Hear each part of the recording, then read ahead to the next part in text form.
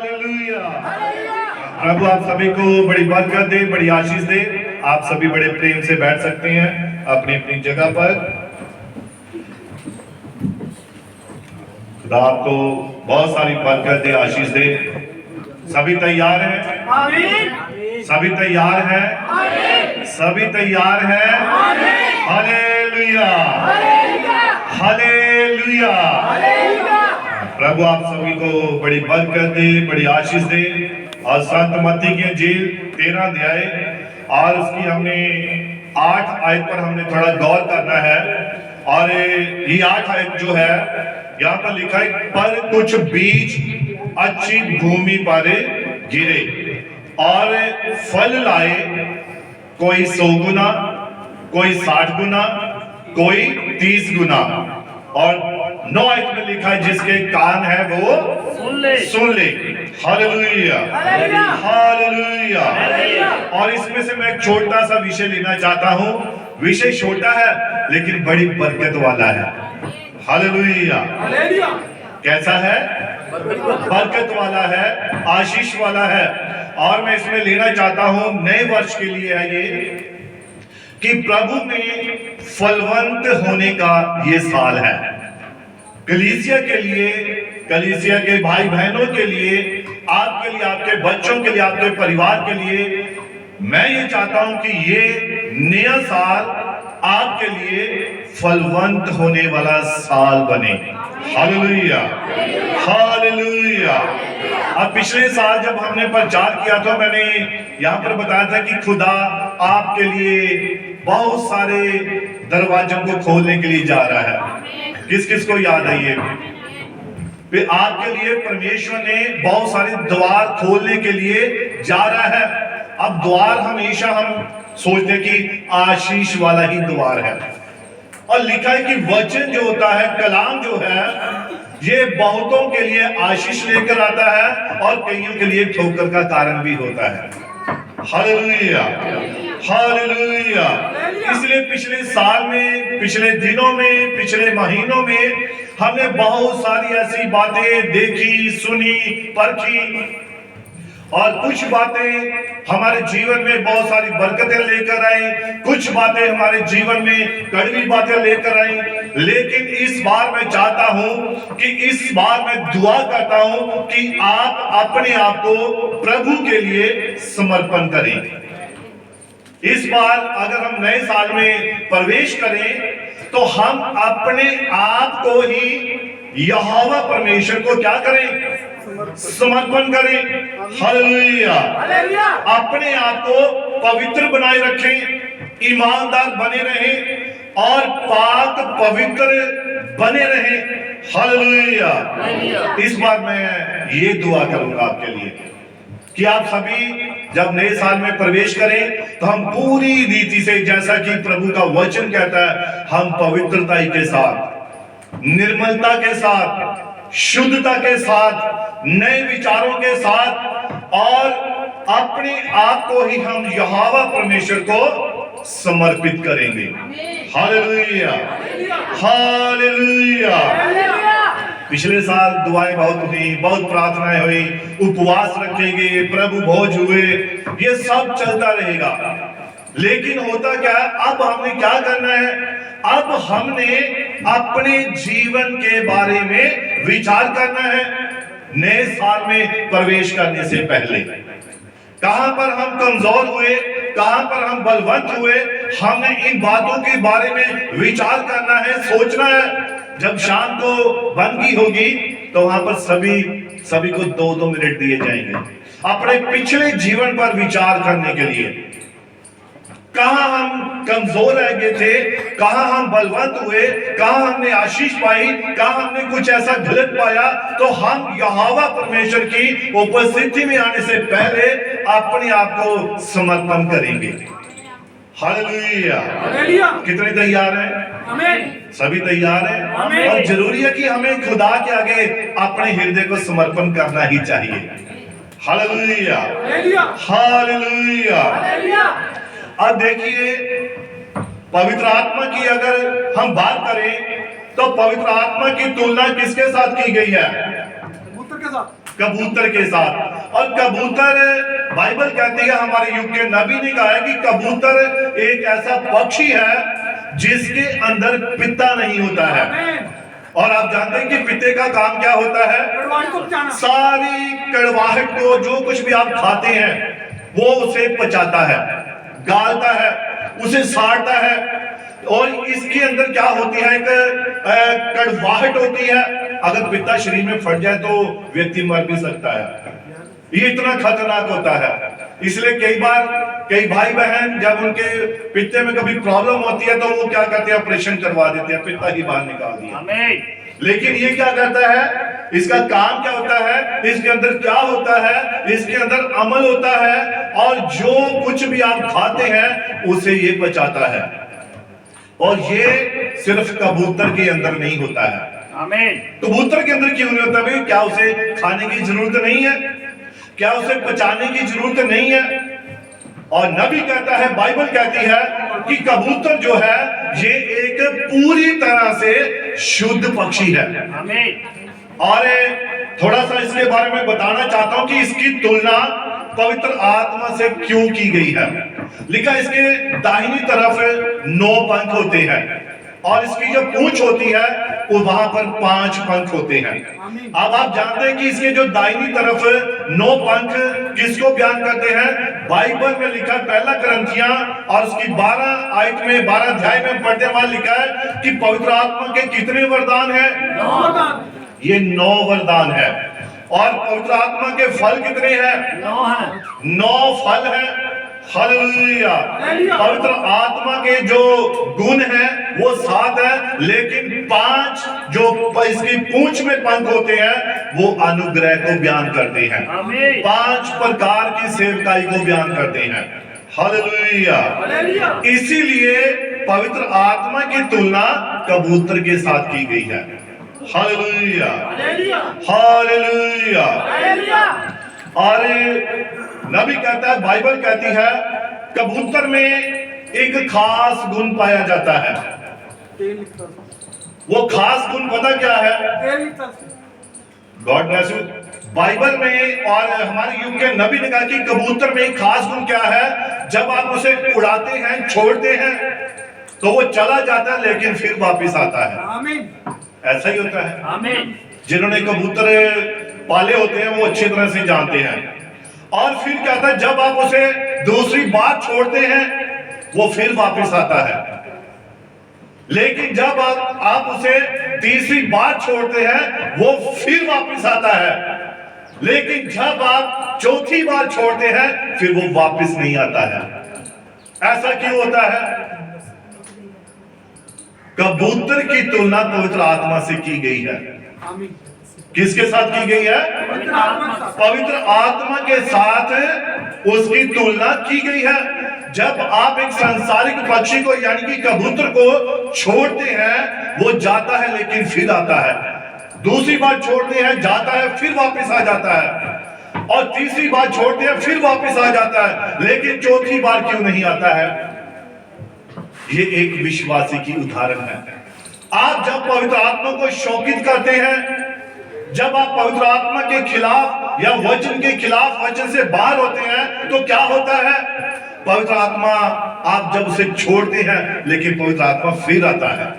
क्या कहता है? पवित्र आत्मा फिर वापस आता है, ये देखने के लिए कि शायद अब जीवन बदला हो। आमीन। मन बदला हो, जीवन बदला हो, स्वभाव बदला हो। अब क्या होता है? अगर नहीं बदला फिर आत्मा आता है, कबूतर आता है, फिर वो चला जाता है, फिर वापस आता है। ऐसा वो 3 बार करता है। चौथी बार क्यों नहीं आता? उसका एक स्वाभिमान है। पवित्र आत्मा का भी एक नियम है, एक कानून है। और इफिसियों 4 उसकी 30 में लिखा है कि परमेश्वर के पवित्र आत्मा को शौकित ना करो। हालेलुया। इसीलिए पवित्र आत्मा नबी कहता है, जब कभी हम खुदा के खिलाफ, वचन के खिलाफ, वचन से थोड़ा भी बाहर होते हैं, पवित्र आत्मा कहां चला जाता है? पेड़ पे। वो खंबे पे या पेड़ पर बैठ जाता है और देखता रहता है हमारे सारे कार्यों को, हमारे कामों को। कि कब मेरा बेटा, कब मेरी बेटी वापस मेरी हजूरी में आए और मैं उनके पास वापस जाऊं। Hallelujah, hallelujah. इसीलिए बाइबल कहती है, खुदा का कलाम कहता है कि कबूतर में यही खास गुण है, वैसे ही पवित्र आत्मा भी उसके अंदर एक स्वाभिमान है।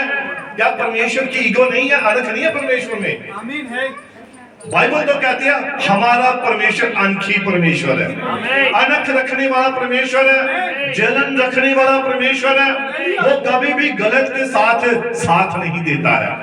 हाँ, समय जरूर देता है कि जो पापी है पश्चाताप करे, वापस मेरे पास आए और मैं उसे ग्रहण करूं।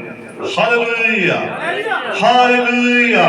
तो इस पिछले साल में जबकि हम नए साल में प्रवेश करने के लिए जा रहे हैं, तो हम जानते हैं कि हमें एक मात्र क्या है, मनुष्य ही है।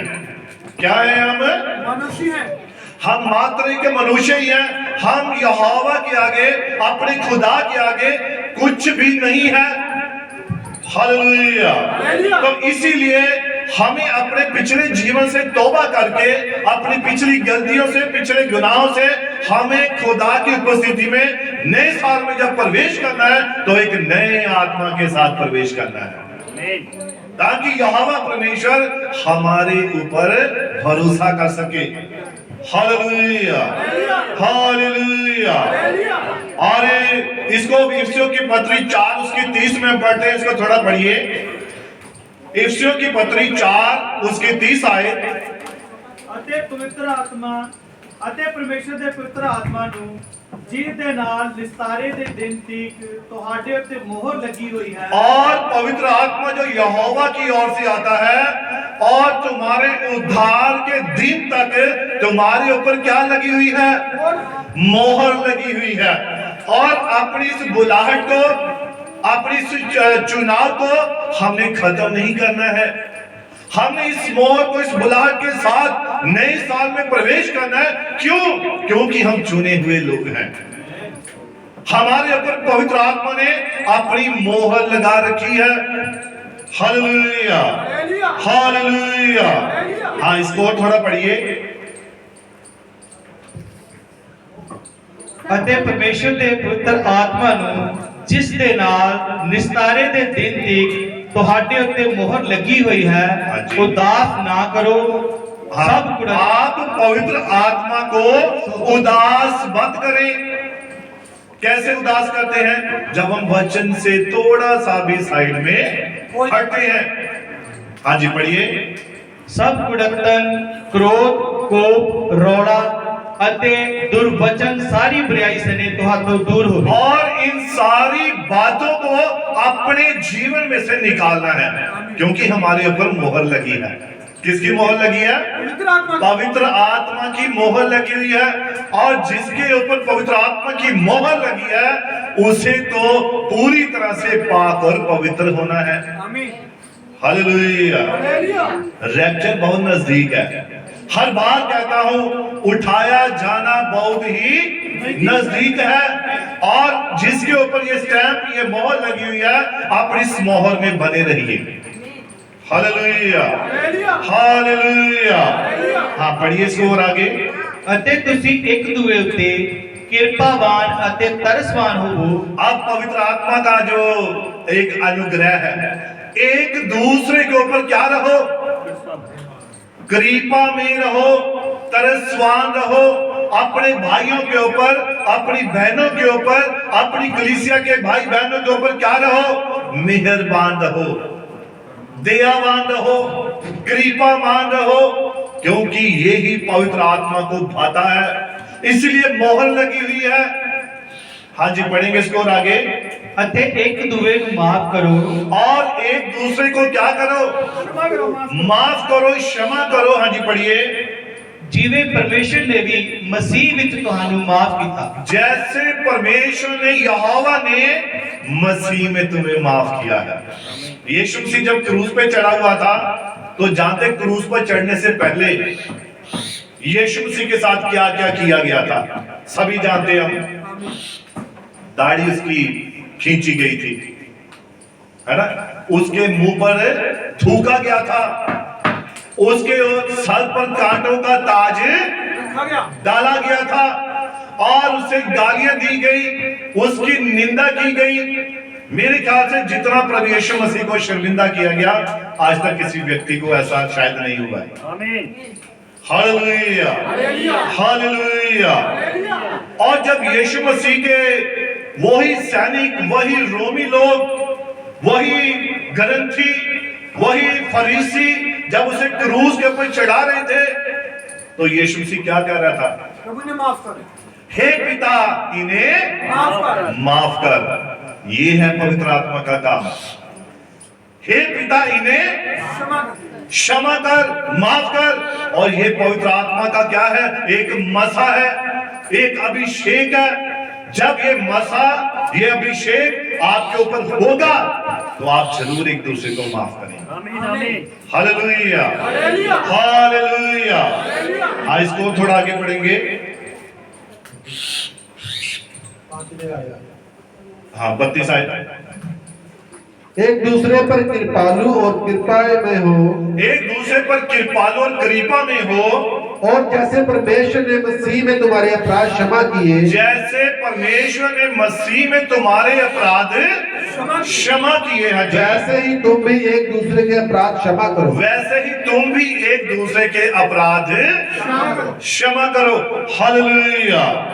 और इस साल में हमें ये सब कमिटमेंट खुदा से करनी है, एक नए हृदय के साथ। दाऊद क्या कहता है भजन संहिता 51 में? ऐ यहोवा मेरे अंदर शुद्ध मन उत्पन्न कर। यानी कि पहला मन क्या हो गया? गंदा हो गया, खराब हो गया।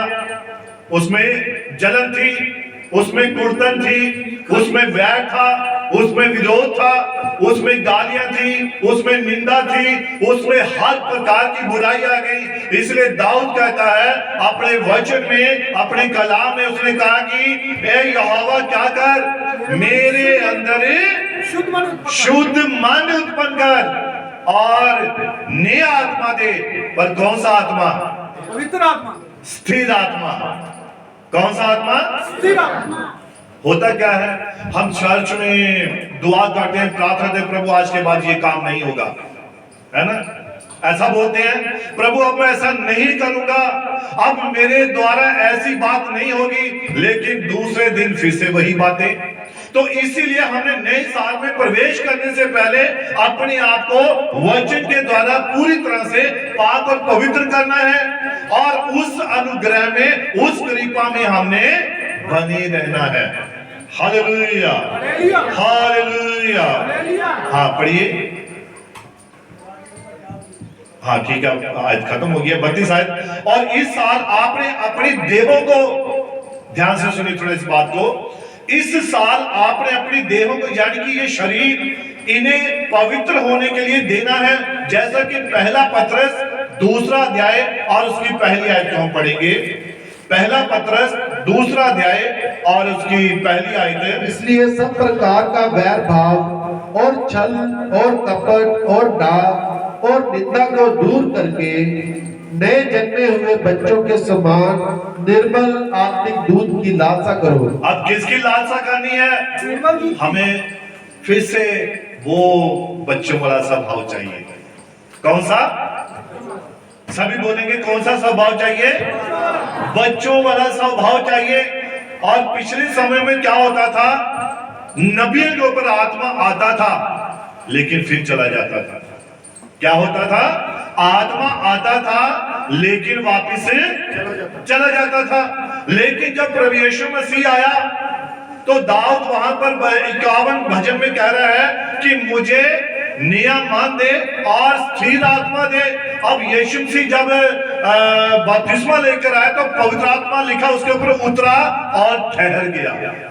ये ठहरने वाला आत्मा हमने पाना है। कौन सा आत्मा पाना है? ठहरने वाला आत्मा पाना है। ऐसा नहीं कि चर्च में जब तक हम हैं तो हम पवित्र आत्मा की उपस्थिति में हैं, और जैसे हम संसार में शामिल हुए पवित्र आत्मा गायब।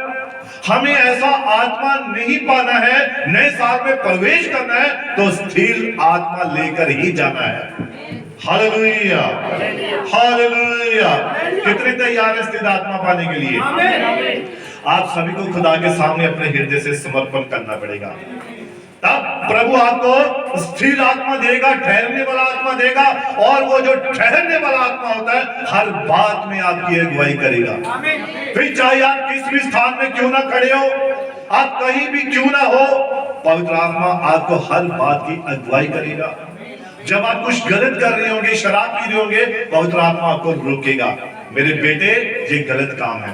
आप गाली निकाल रहे होंगे, पवित्र आत्मा रोकेगा, वो आपको इन बातों के बारे में सचेत करेगा, चौकन्ने करेगा।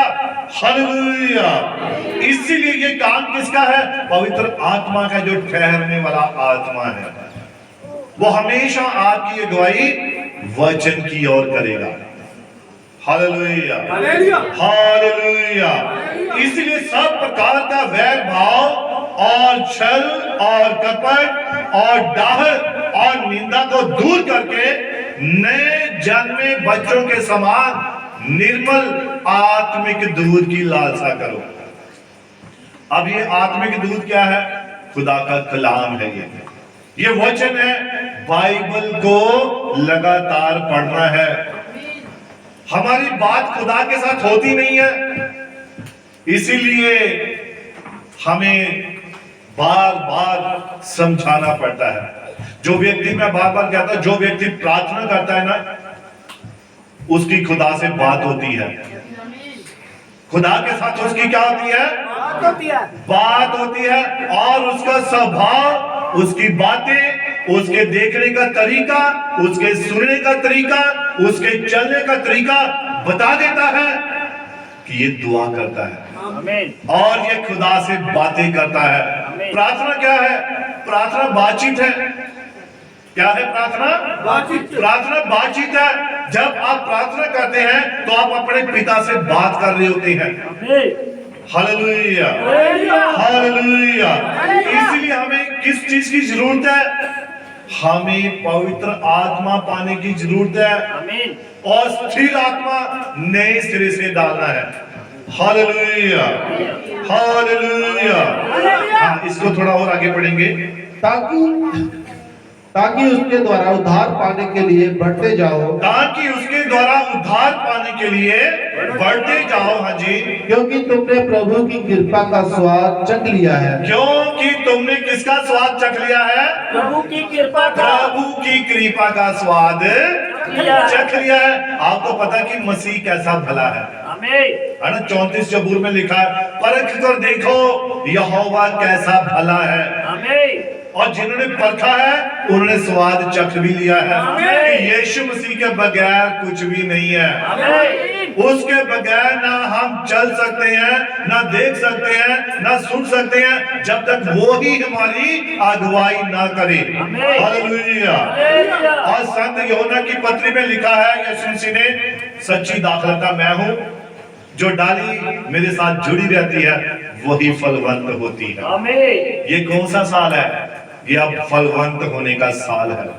हमने फलवंत होना है, लेकिन कैसे फलवंत हो सकते हैं? जब हम वचन के साथ जुड़े रहते हैं, कलाम के साथ जुड़े रहते हैं, तब हम फलवंत होते रहेंगे। हमारे जीवन में वो सारी आशीषें, वो सारी बरकतें, वो जो खुदा में देना चाहता है, वो सब हम प्राप्त करेंगे इस नए साल में। हालेलुया। आज बड़े झोले लेकर आना है। किस लिए? अपनी आशीष और बरकतों को लेने के लिए। और जानते हैं वो झोला कौन सा है? बाइबल। वो झोला आपका दिल है तो छोटा, लेकिन इसमें बहुत कुछ समा जाता है। जानते हैं आप? लिखा, मेरे दिल में बड़े दुख भरे हुए हैं, मेरे दिल में बड़ी परेशानियां हैं। परेशानियों को निकाल देना है, दुखों को निकाल देना है, बीमारियों को निकाल देना है और अपने खुदा के वचन को लेकर जाना है, ताकि जब हम नए साल में प्रवेश करें तो हमारी बातों के द्वारा, हमारे चलने के द्वारा, हमारे बोलने के द्वारा, हमारे देखने के द्वारा वचन ही प्रकट हो। Hallelujah, hallelujah. तभी वो मोहर दिखाई देगी, तभी वो स्टैंप दिखाई देगी। Hallelujah, hallelujah. और रोमियो 12 उसकी 1 में पढ़ते हैं थोड़ा इसको। आपकी आत्मिक सेवा कैसे कर सकते हैं? जब हमारे पास खुदा का वचन है, ये पवित्र बाइबल है, रोमियो 12 उसकी पहली आयत पढ़ेंगे। इसलिए हे भाइयों, मैं तुमसे परमेश्वर की दया और यहाँ पर पौलुस क्या कह रहा है कि इसीलिए हे भाइयों, मैं तुमसे परमेश्वर की दया को स्मरण दिलाकर कहता हूँ। अब क्या कहता है, विनती कर रहा है वो, हाँ जी, कि अपने शरीरों को जीवित हाँ। और पवित्र हाँ जी। और परमेश्वर को भावता हुआ बलिदान करके चढ़ाओ। कैसे चढ़ाओ? अपने शरीरों को, अपनी बॉडियों को, अपने शरीरों को क्या करना है? जीवित और पवित्र और परमेश्वर को भावता हुआ बलिदान करके चढ़ाओ। अब ये नहीं कि तलवार ने गला काट लिया, प्रभु तुझे हम बलिदान हो गए। प्रभु ऐसे बलिदानों से खुश नहीं होता है। वो तो आप जब अपनी सांसारिक इच्छाओं को मारते हैं तब प्रभु खुश होता है। ये उसके लिए एक बलिदान है।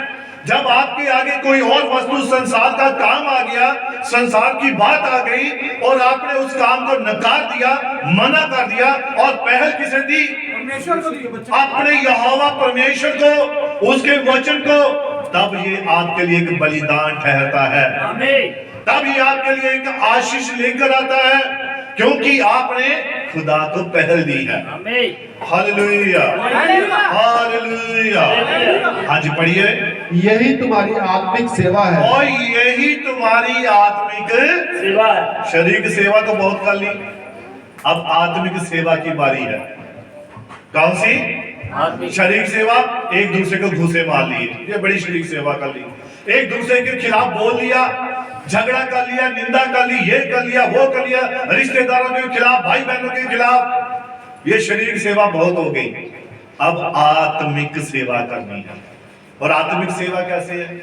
वचन को जीकर, वचन को प्रकट करके, ये हमारी आत्मिक सेवा है जो आज हमें करने की जरूरत है। हाँ, इसको थोड़ा और आगे पढ़ेंगे। इस संसार के सदृश ना बनो। और संत पौलुस कहता है कि इस संसार के समान या इस संसार के सदृश ना बनो, परंतु तुम्हारे मन के नए हो जाने से तुम्हारा चाल चलन भी बदलता जाए। क्या हो जाए? चाल चलन बदल देगा। लेकिन चाल चलन बदलेगा कैसे? पवित्र आत्मा से। मन बदलेगा तो चाल चलन बदलेगा, है ना? पढ़ा है हमने, लिखा है, परंतु इस संसार के सदृश ना बनो, परंतु तुम्हारे मन के नए हो जाने से तुम्हारा चाल चलन भी बदलेगा। अगर वही पुराना मन लेकर नए साल में प्रवेश किया तो वही पुराना चाल चलन साथ में आएगा। अगर वही पुरानी बातें, तो वही पुराना जो आपका व्यक्तित्व है वही नए साल में प्रवेश करेगा। इसीलिए बाइबल कहती है कि संसार के सदृश ना बनो, परंतु तुम्हारे मन के नए हो जाने से तुम्हारा चाल चलन भी बदलता जाए, जिससे तुम परमेश्वर की भली और भावती और सिद्ध इच्छा अनुभव से मालूम करते रहो। ये एक अनुभव होता है खुदा के साथ। जब आप दुआ करते हो, जब आप वचन को पढ़ते हो, जब आप संदेश को पढ़ते हो, तो आपको हर बार एक नया अनुभव मिलता है खुदा के साथ। कितने लोगों की पवित्र आत्मा से बात होती है? पवित्र आत्मा के साथ वही है, जब आप दुआ करते हो आप पवित्र आत्मा से बात कर रहे होते हैं, आप खुदा से बात कर रहे होते हैं। आपका जो जीवन है प्रार्थना वाला सबसे बढ़कर होना चाहिए। Hallelujah, hallelujah. इसीलिए क्या करना है, और यहाँ पर अब हम देखते हैं, ध्यान दें कि स्वर्ग का राज्य किसके समान है? ये उस खेत के समान है जिसमें अच्छा बीज तो बोया गया, लेकिन उसमें और भी क्या निकला है साथ में? जंगली बूटी भी साथ में हो गई। संत मत्ती की इंजील 13 अध्याय, इसको मैंने पूरा इसलिए पढ़ाते समय की थोड़ा बचत के लिए पहली आयत से जहां पढ़ते हैं, जहां पर 4 प्रकार की भूमि के बारे में बताया गया है, जहां पर वचन रूपी बीज गिराया गया। पहला बीज आप जानते कहां गिरा? रास्ते में। तो उसे कौन खा गए? उसे पक्षी खा गए। और उसके बाद जो दूसरे बीज थे वो कहां गिरे? वो पथरीली जमीन में गिरे। तो पथरीली जमीन में गिरने के कारण क्या हुआ, जब सूर्य का उसके ऊपर सेक आया, उसकी तपश आई, तो वो बीज मुरझा गए, फलवंत नहीं हुए, आगे बढ़ नहीं पाए, उन्होंने कोई फल को प्रकट नहीं किया। लेकिन तीसरे बीज कहां पर गिरे? झाड़ियों में। वो झाड़ियों वाली जमीन में गिरे। झाड़ियों वाली जमीन में। बात जमीन की है, किसकी है? जमीन की। ये जमीन की बात है। बीज तो बीज है, वचन है, और वो बीज जब तीसरा वाला बीज झाड़ियों में गिरा तो वहां थोड़ा सा निकला, लेकिन झाड़ियों ने क्या कर दिया? दबा दिया। अब ये झाड़ियां कौन है? आप सभी जानते हैं, ये संसार की चिंताएं हैं, ये आपकी चिंताएं हैं, ये आपके बच्चों की पढ़ाई लिखाई है, ये आपकी टीवी की किस्त है, ये आपके घर की किस्त है, ये आपके साधारण काम है, या कोई भी ऐसे आप दुनियावी बातों को ले सकते हैं। ये वो झाड़ियां हैं जो आपको मसीह के पास आने से रोक देती हैं। हालेलुया। हालेलुया। तो फिर अगर हम कहते हैं कि मसीह के नाम से सब कुछ हो जाता है, सब कुछ हो जाता है, बहुत हम कहते हैं वो असंभव को संभव करने वाला परमेश्वर है, वो समुद्र को दो भाग करने वाला परमेश्वर है, वो सूर्य को रोकने वाला परमेश्वर है। जब इतना बड़ा, इतना खास और इतना सामर्थी परमेश्वर हमारे पास है, तो यह किस्तें देने क्या मुश्किल है? आसान बताइए। तो फिर ये हमें क्या रोकती है चर्च में आने के लिए? नो। क्या ये मसीह से हमें अलग कर सकती है? कोई भी चीज हमें मसीह के प्रेम से अलग नहीं कर सकती। नहीं कर सकती है। Hallelujah, hallelujah. हालेलुया। अब देखिए यहाँ पर लिखा है कि खेत में अच्छा बीज तो बोया गया, लेकिन उसके साथ कटीली झाड़ियां भी निकल आई। अब ये कटीली झाड़ियां कहां से और कैसे आ गई? है ना, आप दुआ करके सोते हैं, प्रभु मेरे इस काम को पूरा कर, मैं पवित्र आत्मा पाना चाहता हूं, और पवित्र आत्मा पाने की बजाय हम कोई और ही आत्मा पा लेते हैं। प्रार्थना हमने की पवित्र आत्मा पाने की, लेकिन हमें कुछ और मिल रहा है। हम प्रार्थना करते हैं प्रभु हमारी सेहत अच्छी हो जाए, तो और बुरी हो जाती है। हम प्रार्थना करते हैं, ऐसा क्यों होता है? किसका काम है? कौन ये कर रहा है? बीज तो अच्छा बोते हैं, लेकिन नतीजा उसका गलत हमें मिलता है, सही नतीजा हमें नहीं मिलता है। हालेलुया। तो यहां लिखा है कि खेत में अच्छा बीज बोया, पर जब लोग सो रहे थे, कब? जब सो रहे थे, तब शैतान आया और गलत बीज का बोकर चला गया। अब देखिए, आप जानिए कब होता है ये काम? जब आप वचन से हट जाते हैं, दूर होते हैं, तो शैतान अपना गलत बीज बो देता है, और शुरू में पता ही नहीं लगता है कि ये गेहूं है या जंगली बूटी है। पता लगता है? नहीं पता लगता है। तो लिखा है कि ये जहां पर गूगल से मैंने सर्च किया था, और ये जो जंगली घास है जिसे जीजिया न्यून कहा गया है, जो कि गेहूं की तरह ही दिखाई देता है, लेकिन है जंगली। क्या है? जंगली। और लिखा कि ये जंगली घास या जंगली पौधे कैसे आ गए? सोने के कारण, सुस्ती के कारण, लापरवाही के कारण। जब हम दुआ नहीं करते हैं, प्रार्थना नहीं करते हैं, वचन नहीं पढ़ते हैं, शैतान आता है और अपने जंगली बीजों को बोकर चला जाता है। अब ये हुआ कैसे? सोने के कारण। किसके कारण है? सोने के कारण। और लिखा ये गेहूं की तरह दिखाई देता है। ये लोगों की तुलना है, पापी और धर्मी की एक समान दिखाई देते हैं। अब चर्च में कोई कह सकता है, या किसी भी चर्च में आप देखिए कि ये धर्मी व्यक्ति है, या ये पापी है, ये नरक में जाएगा, या ये स्वर्ग में जाएगा, कोई कह सकता है? कुछ भी ऐसा नहीं आप कर सकते हैं, क्योंकि अभी सभी एक जैसे दिखाई दे रहे हैं। अभी बाहर से कोई व्यक्ति आएगा, वो देखेगा, अरे ये तो सभी मसीह को हृदय से मानने वाले लोग हैं, है ना? लेकिन पता कब लगेगा? जब अंत का समय आएगा। कब आएगा? अंत का समय आएगा। और लिखा है नए नियम में कि हर एक का काम जो है वो प्रकट हो जाएगा। हर एक का काम प्रकट हो जाएगा। और प्रकट कौन करेगा? आग। लिखा आग हर एक के काम को परखेगी। अब आग के हवाले कोई भी चीज करो, सारी अशुद्धताई को दूर कर देती है। आग परख लेती है और हमारा खुदा ही आग है। हालेलुया। परमेश्वर का वचन ही आग है। हालेलुया। और देखिए कि आप उस वक्त उन्हें परख नहीं पाते हैं, आप उसे समझ नहीं पाते हैं कि ये प्रभु की ओर से है या पवित्र आत्मा की ओर से है, क्योंकि दोनों गेहूं और जंगली बूटी एक समान दिखाई दे रही है। समझ नहीं पाते हैं, पता नहीं लगता है। हालेलुया। जब दोनों को प्यास लगती है तो दोनों ही दुआ कर रहे होते हैं, है ना। जब दोनों को सूर्य की जरूरत होती है तो दोनों के ऊपर सूर्य चमक रहा होता है। ऐसा ही होता है ना। या कभी खुदा ने कहा नहीं भाई, जो मेरा नाम नहीं लेते, जो चर्च नहीं जाते हैं, उनके घरों में सूर्य नहीं डालूंगा। ऐसा कभी हमने पढ़ा कभी बाइबल में? लिखा है बाइबल में संत मत्ती की इंजील 5 अध्याय में कि परमेश्वर धर्मियों और अधर्मियों दोनों पर अपना सूर्य उदय करता है। वो दोनों के ऊपर अपनी बारिश को भेजता है। दोनों ही फलवंत होते हैं। Hallelujah, hallelujah. लेकिन जो कटीली झाड़ियां हैं वो अपने फलों को प्रकट करेंगी, और जो गेहूं है वो गेहूं के दानों को ही प्रकट करेंगे।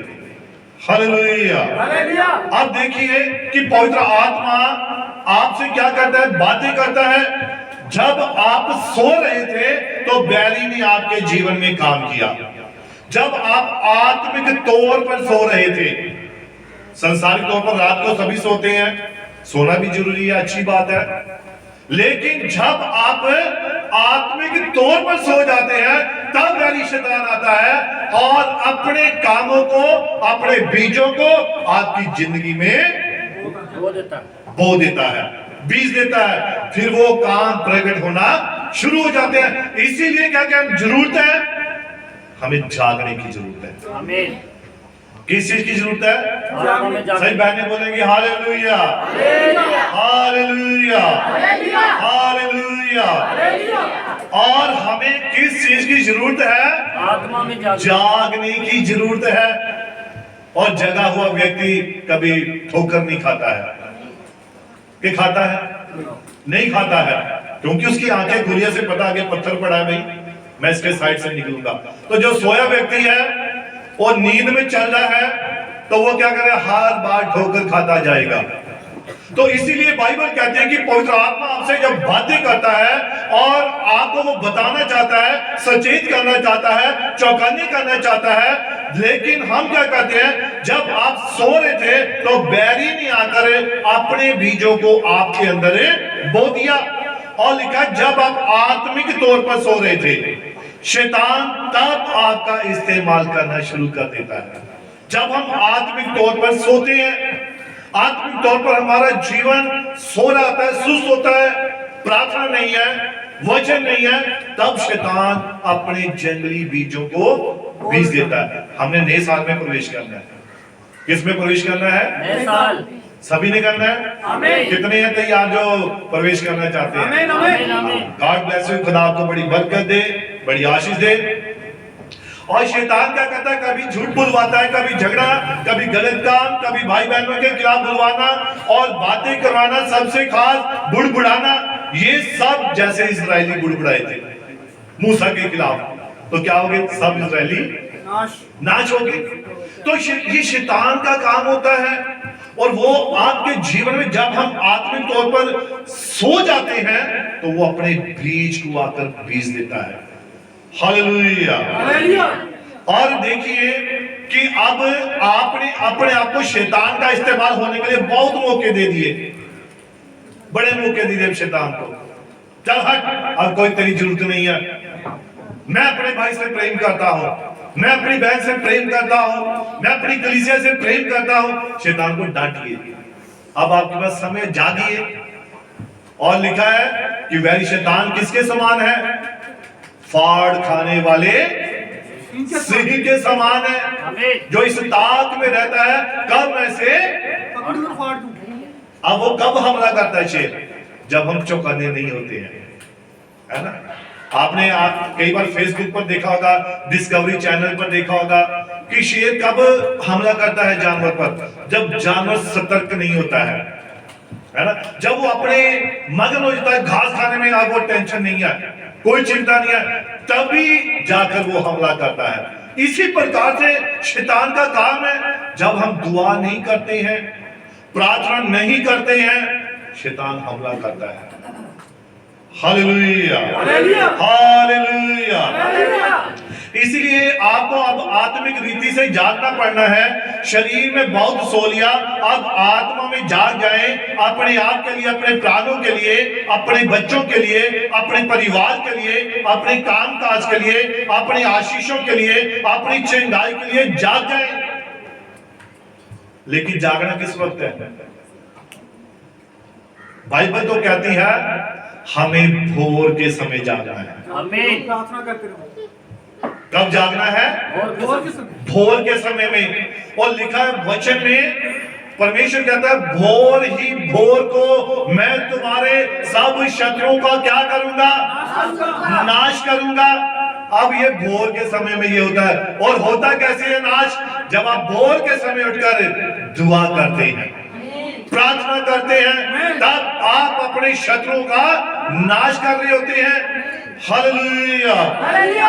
अय्यूब के समान, अय्यूब क्या करता था? लिखा भोर ही भोर को उठकर वो अपने बच्चों की गिनती के अनुसार होम की बलियां चढ़ाता था। Hallelujah, hallelujah. क्या करता था वो? होम की बलि। लेकिन किस वक्त? भोर के समय। भोर के समय। और वचन कहता है कि यहोवा कब मिलता है? भोर के समय में मिलता है। और उसे तब तक ढूंढो, यत्न के साथ ढूंढो, जोर के साथ ढूंढो, जब तक वो तुम्हें मिल नहीं जाता है। तब तक हमें दुआ करनी है, तब तक हमें प्रार्थना करनी है, जब तक आपको आपकी बात का उत्तर नहीं मिल जाता है। आमीन। ये है आप अपने वैरियों को शर्मिंदा कर सकते हैं। आमीन। Hallelujah, hallelujah. हालेलुया। हालेलुया। अय्यूब के बारे में बड़ी अच्छी बात है यही कि लिखा कि वो इतना अमीर था, पूर्व देश में जितने भी अमीर व्यक्ति थे उन सभी में वो सबसे अमीर था। किसी बात की कमी नहीं थी, नौकर चाकर थे, उसे कोई टेंशन नहीं थी। और वो ये भी जानता था कि खुदा ने मेरे हाथों के कामों में बरकत दे रखी है। उसे पता था मेरे घर के चारों तरफ स्वर्गदूतों का बाड़ा लगा हुआ है। आमीन। ऐसा वो कैसे जान पाया था? प्रार्थना के द्वारा भोर के समय जान पाया था, क्योंकि खुदा से बताता था कि अय्यूब मैंने तेरे घर के चारों तरफ बाड़ा लगा रखा है, कोई भी चीज तेरा नुकसान नहीं कर सकती। और लिखा कि वो अपने बच्चों की गिनती के अनुसार भोर को ही उठकर दुआ करता था। तो हम करते हैं? कितने करते हैं ऐसा? आमीन। आमीन। सच सच बताना, कितने करते हैं? हाँ, जो नहीं करते लेकिन आज से शुरू कर दो। हम अब नए साल में प्रवेश करने जा रहे हैं। भोर के समय उठना थोड़ा मुश्किल है, थोड़ा मुश्किल लगता है। सर्दी है, सुबह काम पर भी जाना है, दिहाड़ी भी लगानी है, ये भी करना है। ये बातें आपको और क्या करती हैं? सुस्ती में लेकर जाती हैं। कि कौन उठेगा 3 बजे, कौन उठेगा 4 बजे, कौन उठेगा 5 बजे। तो ऐसा सोचकर हम अपने शत्रु को अपने पर हावी होने देते हैं। और शैतान फिर क्या करता है? फिर वो अपनी बातों को करना शुरू कर देता है। सारा दिन, फिर उस दिन छुट्टी भी हो जाती है, दिहाड़ी भी लगती है, घर में बैठ जाते हैं और इससे चलो दुआ ही कर लेता सुबह उठकर। तो दुआ करते तो वैरी कभी भी आपके ऊपर अपना प्रभाव ना डालता, आपके काम को कभी रोक ना पाता। और उसे अगर ऐसा करना है तो पहले खुदा से पूछना पड़ेगा। जब तक प्रभु ही आज्ञा ना दे, शैतान आपका बाल भी बांका नहीं कर सकता है। इस बात को अपने हृदय में बांध लीजिए। Hallelujah, hallelujah. इसीलिए बाइबल कहती है, खुदा का कलाम कहता है, अब हमें कैसा जीवन चाहिए? भोर के समय उठकर दुआ करने वाला जीवन चाहिए। ताकि जब भी हम भोर को उठे 92 जबूर में पढ़ सकते हैं, 5 उसकी 3 में इसको 21 आयत को पढ़ लेते हैं। भजन संहिता 5 उसकी 3 आयत को पढ़िए थोड़ा। भजन संहिता 5 अध्याय और उसकी 3 आयत। हे यहोवा, भोर को मेरी वाणी तुझे सुनाई देगी। अब यहाँ पर दाऊद क्या कह रहा है? हे यहोवा, भोर को मेरी वाणी, मेरी आवाज तुझे सुनाई देगी। मैं भोर को प्रार्थना करके तेरी बाट जाऊंगा, और मैं भोर को प्रार्थना करके तेरी बाट जोहूंगा। तुझे तेरा इंतजार करूंगा, तेरे जवाब के लिए मैं बैठा रहूंगा कि जब तक तू मुझे जवाब न दे मैं तेरी बाट जोहता रहूंगा। हाँ जी, क्योंकि तू ऐसा परमेश्वर है हाँ जी, जो दुष्टता से प्रसन्न नहीं होता। हाँ, खुदा बरकत दे। तो यहोवा को हमारी आवाज कब सुनाई देती है? भोर को। सुनता तो वो सारे समय में है। जब कभी हम संकट में होते हैं, मुश्किल में होते हैं, बीमारी में होते हैं, रोग में होते हैं, तो जब हम हृदय से उसे बुलाते हैं तब भी वो सुनता है। लेकिन भोर की जो प्रार्थना है ये आपके जीवन के लिए, आपकी आशीषों के लिए, आपकी बरकतों के लिए बहुत फलवंत होती है। Hallelujah, hallelujah, hallelujah. अब देखिए, एक और बात मैं बताना चाहता हूं कि बाइबल में एक जगह पर 2 स्त्रियां पाई गई और वो दोनों वेश्याएं थी और उनके एक के बच्चा हुआ और दूसरी के 3 दिन के बाद बच्चा हुआ। लेकिन हुआ क्या कि जब ये औरतें रात को अपने एक ही कमरे में थी वो और एक ही घर में थी, और जब वो सोई हुई थी तो लिखा कि जो एक थी, एक जागी हुई थी, एक सोई हुई थी, और जो सोई हुई थी उसने अपने बच्चे को अपने नीचे ही दबाकर मार दिया। इसको आप थोड़ा पढ़ लीजिए। पहला राजा 3 अध्याय इसकी 16 से पढ़ेंगे। पहला राजा 3 अध्याय उसकी 16।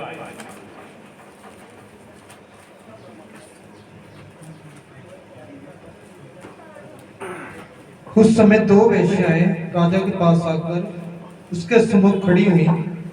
उनमें से एक स्त्री कहने लगी, हे मेरे प्रभु, मैं और ये स्त्री दोनों एक ही घर में रहती हैं और इसके संग घर में रहते हुए मेरे एक बच्चा हुआ।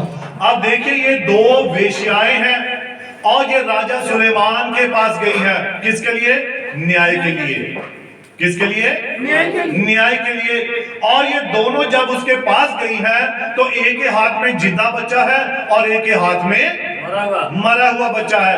अब जिसके हाथ में मरा हुआ बच्चा है वो क्या कह लिया कि ए राजा, ये जो औरत है मेरे साथ वाली है, इसने क्या किया था? इसने अपना मरा हुआ बच्चा मेरे चारपाई पे मेरे साथ डाल दिया और अपना मेरा जिंदा बच्चा इसने अपने साथ लिटा लिया।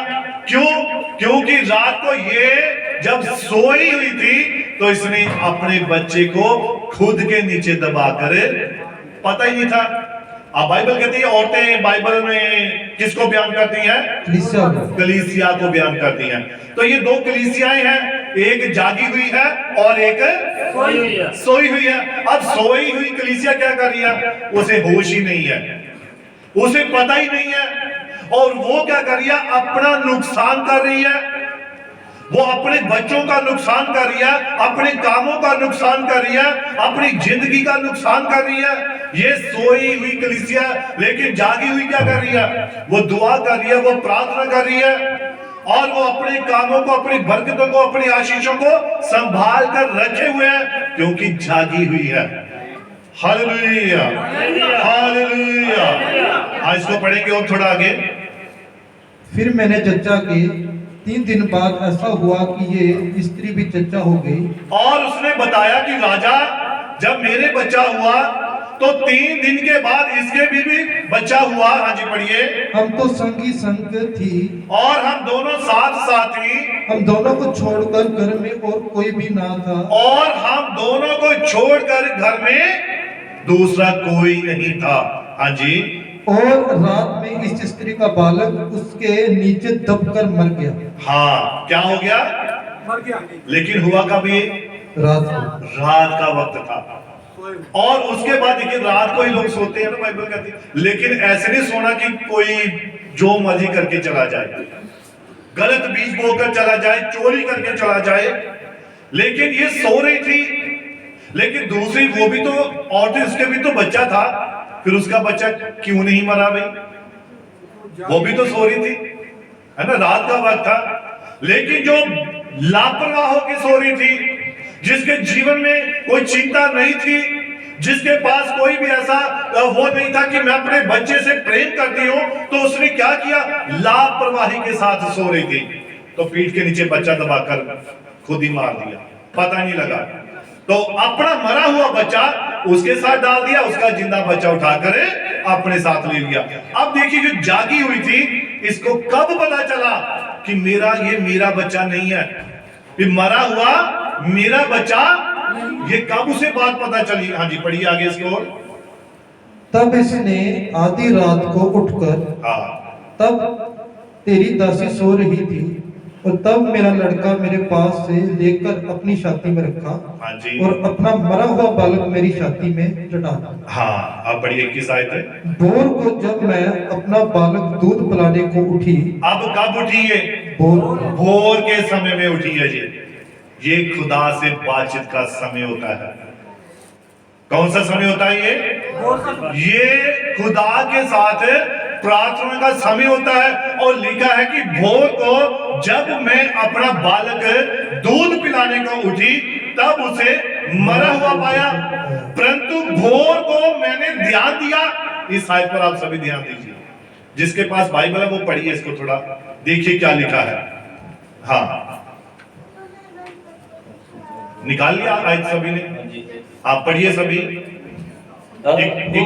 हाँ, भोर को जब मैं अपना दूध पिलाने को उठी, हाँ, उसने मरा हुआ पाया, परंतु भोर को मैंने ध्यान से ये देखा, ये मेरा मेरा पुत्र पुत्र नहीं है। परंतु भोर को उसने जब ध्यान से देखा कि ये मेरा पुत्र नहीं है। नहीं तो इतना भोर के समय भी थोड़ा अंधेरा ही रहता है, तो उसे कैसे पता नहीं लगना था। लेकिन जब उसने ध्यान रखा कि क्या ये मेरा ही बच्चा है, कि या मेरी ही आशीष है, मेरी ही बरकत है, क्या ये मेरा ही सब कुछ है, उसने जब ध्यान रखा इन बातों का कि अरे ये तो मेरा बच्चा नहीं है, और ऊपर से ये मरा है, ये कैसे हो सकता है? और ये सब भोर के समय में पता लगता है। जब आप दुआ करते हैं खुदा से, तब आपको पता लगता है आपके जीवन में किस चीज की कमी है। जब आप दुआ करते हैं, प्रार्थना करते हैं, आप जब जागे हुए होते हैं, तब आप ठोकर नहीं खा सकते हैं। और ये भोर के समय से पता लगा, सारी रात नहीं पता लगा। रात तो अंधेरे में थी, अंधेरा छाया हुआ था। हालेलुया। इसको थोड़ा और पढ़ेंगे आगे। हाँ, दूसरी स्त्री ने कहा, नहीं, जीवित पुत्र मेरा है। और तब दूसरी स्त्री ने कहा, नहीं, जीवित पुत्र मेरा है, और मरा हुआ तेरा है। और ये दोनों बहस करने लगी राजा के आगे, सुलेमान के आगे। नहीं, ये मरा बच्चा इसका, वो कहते ये इसका है, वो एक दूसरे के ऊपर आरोप लगाने लगी। लेकिन जिसके हाथ में मरा था वो तो उसका नहीं था। अब राजा ने एक निर्णय किया, उसने कहा कि ऐसा करो कि मैं पहले क्या करता हूं, उसे तलवार मंगवाई, और उसने कहा कि ऐसा करो, ये बच्चा दोनों को काटकर आधा उसे दे दो। अब जो जिसका बच्चा मरा हुआ था वो पता क्या बोली? हाँ हाँ बिल्कुल राजा, तूने सही निर्णय किया है, यही होना चाहिए था। बच्चा दो भाग में बांट दो, ना इसका रहेगा ना मेरा रहेगा।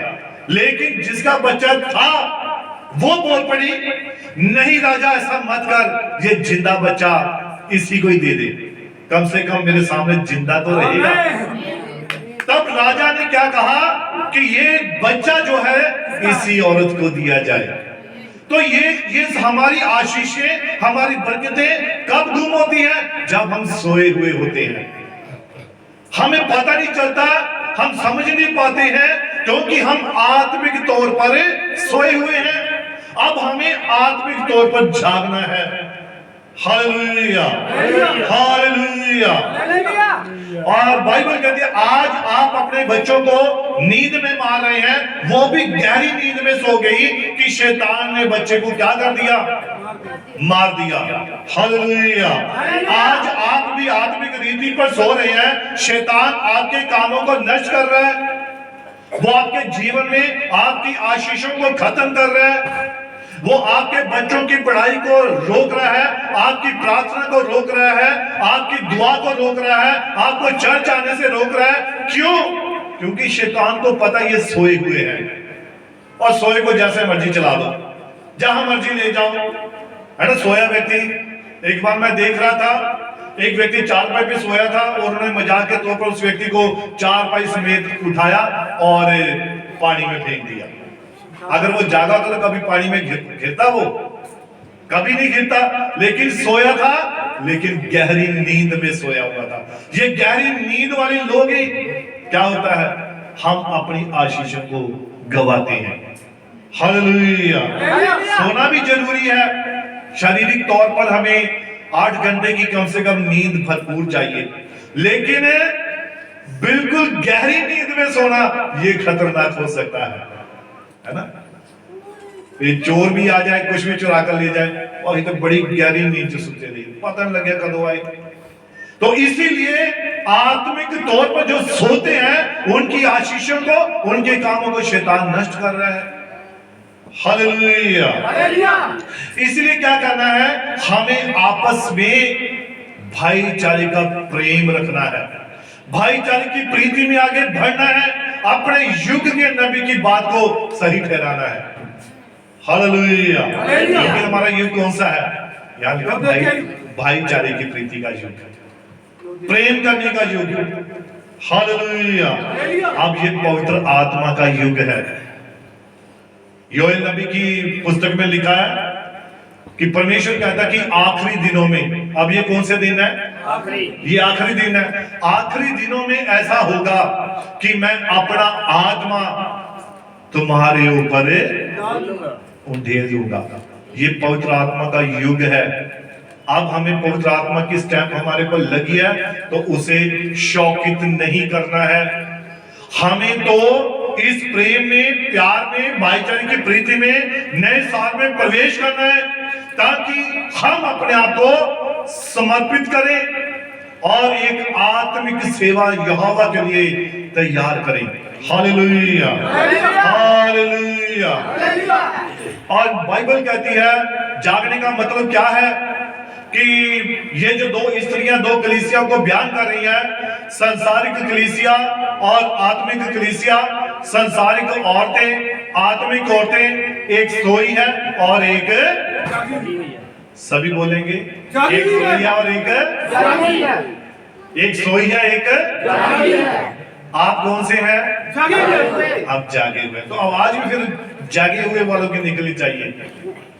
हम कौन से हैं? जागे हुए। हम जागी हुई कलीसिया है। और अगर थोड़ी सी भी सुस्ती है तो वो भी अब दूर हो जाएगी यीशु मसीह के नाम से। Hallelujah, hallelujah. अब जागने का मतलब क्या है कि जो काम आप आत्मा की अगुवाई में कर रहे हैं, वचन से मेल खा रहा है, तो आप जागे हुए हैं। जो भी काम आप करते हैं अगर बाइबल के साथ मेल खाता है तो फिर आप जागे हुए हैं। और सावधान, अगर आप आत्मिक रीति पर तैयार नहीं है तो आपका रैप्चर भी नहीं हो सकता है। ये एक चेतावनी है। अगर आप आत्मिक तौर पर जागे हुए नहीं हैं तो रैप्चर भी नहीं हो सकता है, उठाया जाना भी नहीं हो सकता है। हालेलुया। नींद से खुमार वाली जो 10 दुल्हनें थी, कुंवारी दुल्हनें, है ना, और उनमें 5 बुद्धिमान और 5 मूर्ख थी। अब जो 5 बुद्धिमान थी वो तो जागी हुई थी, उन्हें पता था कि दूल्हा आने वाला है, तो उन्होंने अपने आप को तैयार रखा था। किसके द्वारा? प्रार्थना के द्वारा, विश्वास के द्वारा, वचन को पढ़ने के द्वारा, वचन को बोलने के द्वारा उन्होंने अपने आप को तैयार रखा था। लेकिन जो सोच रही कोई बात नहीं, जब आएगा दूल्हा देख लांगे और उठ जावांगे। लेकिन होता क्या है, दूल्हा आ गया, शोर मच गया, उठी वो भी, लेकिन उनके पास तेल नहीं था। तेल यानी पवित्र आत्मा नहीं था। अब समय है कि हम खुदा से पवित्र आत्मा मांग सकते हैं, पवित्र आत्मा पा सकते हैं, और ये अति जरूरी है। ये पवित्र आत्मा ही है जो रैप्चर में लेकर जाएगा।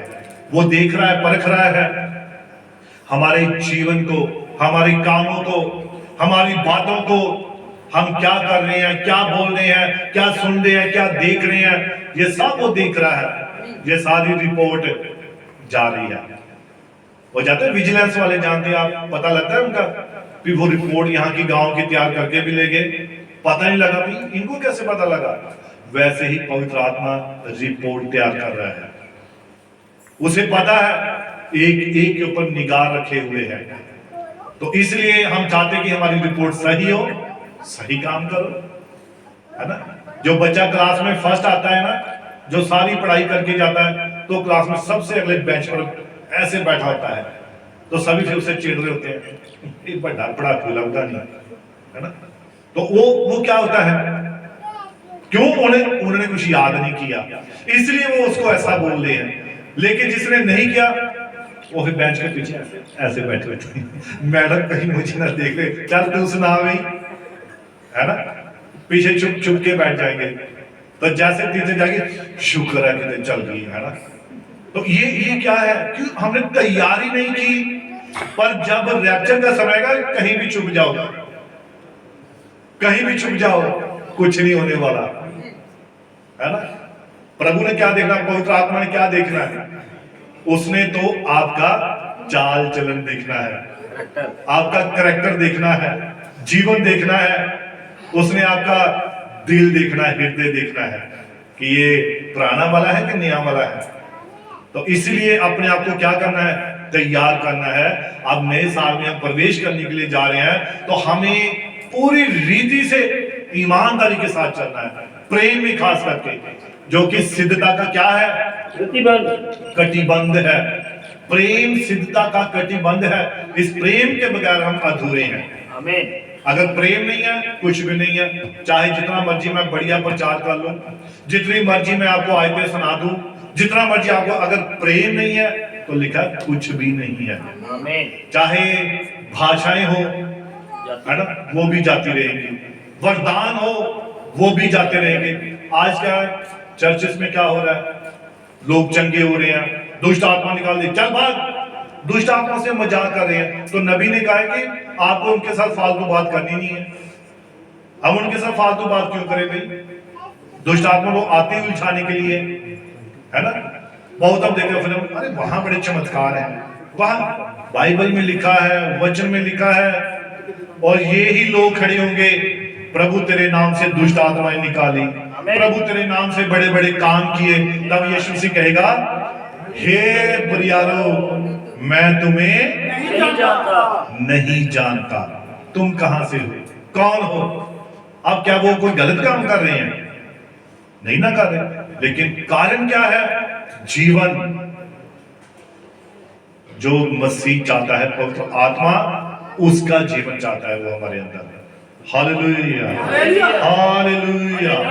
तो इसलिए अब हमने फैसला करना है, इस साल में हमने जागना है पूरी तरह, सब बातों को खत्म करके, इधर उधर की कोई ये नहीं करेगा। अब नए साल से अब एक नई कलीसिया, नया जीवन, नई आशीषें, नई बरकतें, नया स्वभाव, हम इसको प्राप्त करेंगे। Hallelujah, hallelujah. अब ये हर साल की तरह नहीं होना चाहिए, है ना। जैसे वो बहुत बार हम, कई बार ये जो त्योहार आता था ना लोहड़ी का, तो कहते थे आने वाली अब नए साल को ना मैं सौ खा ली, अब मैं नहीं पीऊंगा, सुनते रहे हैं। तो जैसे ही अगला दिन होता है नए साल का, तो बैठे थे फिर 4 जने मंडली बनाकर, ऐसी कसमें नहीं खानी है, ऐसे वायदे नहीं करने हैं, ऐसी कमिटमेंट नहीं करनी है। जो एक सच्चा विश्वासी है वो हमेशा सच्ची कमिटमेंट करता है खुदा के साथ, और वो उसमें बना भी रहता है। हालेलुया। अय्यूब की याकूब की तरह दूध को पकड़ लेना है, जाने देना, आज बरकत लेकर ही जाना है। जब तक तू बरकत नहीं देगा हम तुझे जाने नहीं देंगे। इसीलिए अपने आप को क्या करना है, हमें इस साल अपने शारीरिक नहीं, आत्मिक नहीं, बल्कि पूरे जीवन को मसीह में गुजारना है। Hallelujah, hallelujah. और हमें खुदा के वचन में, उसके प्रेम में, उसके प्यार में आगे बढ़ना है, ताकि हम एक सिद्ध कलीसिया बन सके। और सिद्ध कलीसिया वचन को पूरा करके ही बन सकती है। कितने सहमत है मेरी बात से? सभी खुश हैं? सभी आनंदित हैं? प्रभु आप सभी को बड़ी बरकत दे, बड़ी आशीष दे यहाँ पर होने के लिए। और शाम की सभा के बारे में भाई बता देंगे। और शाम को जैसा कि मैंने कहा है 2-2 मिनट सभी ने मिलने हैं, अपने पिछले जीवन के बारे में हमने उसे गुड बाय कहना है। बाय प्राणा, जो भी नाम, मैं बाय पास्टर जी, विकास जी, पिछला जीवन जो था ठीक है, अच्छा था, बुरा था, कोई था, कैसा था, टाटा, है ना। हम नए साल में प्रवेश करने के लिए जा रहे हैं, एक नए मन के साथ, नई सोच के साथ, नए विचार के साथ, नए स्वभाव के साथ। प्रभु आप सभी को बड़ी बरकत दे, बड़ी आशीष दे। आइए हम सभी अपने सिर को झुकाएंगे, आंखों को बंद करेंगे और दुआ में जाएंगे।